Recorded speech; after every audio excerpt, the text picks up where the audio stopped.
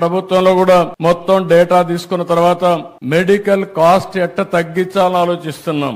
ఈ రోజు పేద కుటుంబాలన్నీ చితికిపోతున్నాయి. ఓసారి బాధేస్తుంది, ఓసారి ఒక్కొక్క పేషెంట్ కి 60 లక్షలు 70 లక్షలు కోటి రూపాయలు మెడికల్ బిల్లు వచ్చే పరిస్థితి వస్తా ఉంది. చాలా మంది ఆస్తులు అమ్ముకొని కూడా ప్రాణాలు కాపాడుకోవడానికి కష్టపడి ముందుకు పోయే పరిస్థితి వస్తున్నారు. ఓసారి బతుకుతున్నారు, ఒకసారి చనిపోతున్నారు. కానీ చనిపోయిన తర్వాత ఆ ఫ్యామిలీని చూస్తే ఫైనాన్షియల్ గా చితికిపోయే పరిస్థితికి వస్తున్నారు. ఇవన్నీ దృష్టిలో పెట్టుకుని ఎలాంటి మెకానిజం మనం తీసుకురాగలుగుతాం, పేదవాళ్ళ ఆరోగ్యాన్ని ఏ విధంగా కాపాడుతాం, అందరికీ ఆరోగ్య ఖర్చుల్ని ఏ విధంగా తగ్గించగలుగుతామో దీనిపైన మేధావులందరూ ఆలోచించాల్సిన అవసరం ఉంది. నేను కూడా ఆలోచిస్తున్నా.